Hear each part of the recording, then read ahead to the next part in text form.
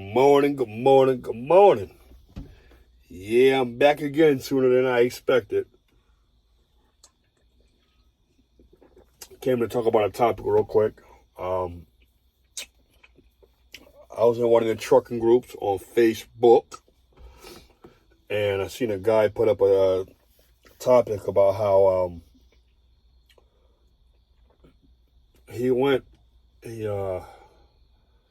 something about he had a local job, and now he wants to go OTR, but he wants to find out what's the best OTR company to go for. Now, excuse me for a second. Ooh-wee. Ooh. Bad. Hold on. Excuse me. Allergies, boy. He said I think he's got less than a year experience, and he wants to know how about going OTR. Now, I had comment to him, and said, well, for starters, why are you looking to go OTR? Usually, when most people get into the trucking industry, it's usually the other way around. They usually start off OTR, which is over the road for those of you that don't know, or long haul, truck driving, long distance. And then they work their way to going local. Because what happens is, 9 times out of 10, and not saying it's impossible, before anybody gets on in the comment section and starts saying, I'm not saying it's not possible, but it's highly unlikely, and it's very hard for you to get a local job coming out of trucking school. Usually you gotta pay your dues. You gotta put in your time over the road, and then you can become local. Now, to people who have no idea about the trucking industry, I usually get this question asked to me, well, what's the difference, G? What's the difference between over the road and local? Well, over the road, the drivers is doing 75% of their driving. 80% of the driving is on a highway, which usually you're going straight. Okay? And then, of course, I got to do their back and then maneuver when they get off to the shipper or to receiver.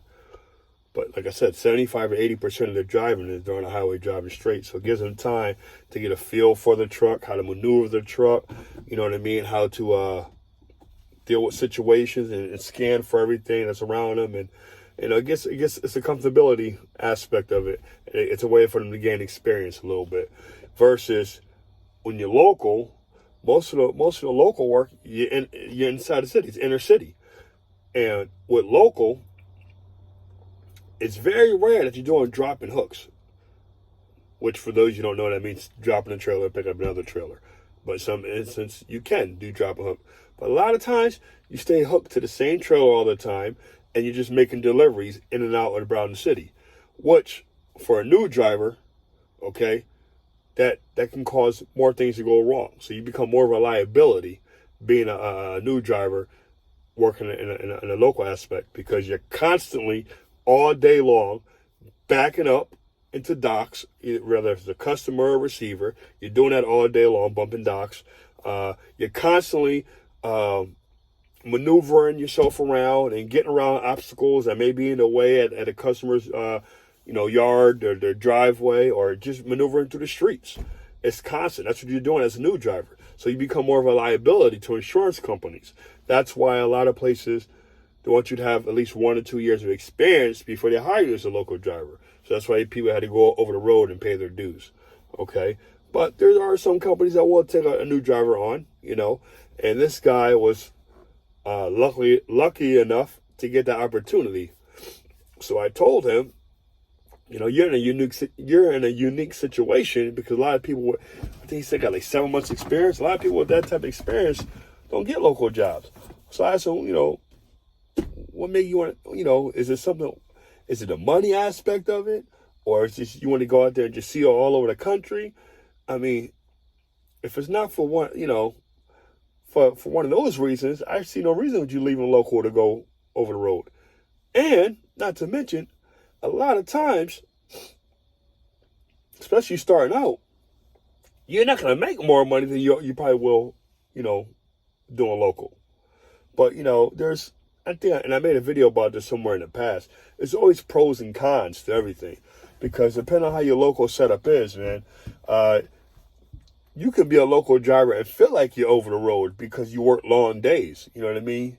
You can work 10 to 14 hours a day. You understand me? And if you work 10 to 14 hours in a day, by the time you go home, you have enough time to shower, eat dinner, and hit the bed and get up and do it over again. So you feel like you know what I'm saying, you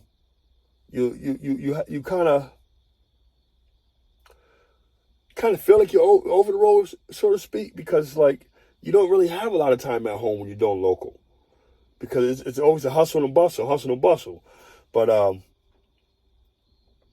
the good part about that is when you're local is when you have your off days, you're already at home, ready for your off days. You ain't gotta travel 500-600 miles to get home. You're already there, versus when you're over the road, sometimes you may not make it home where you're supposed to.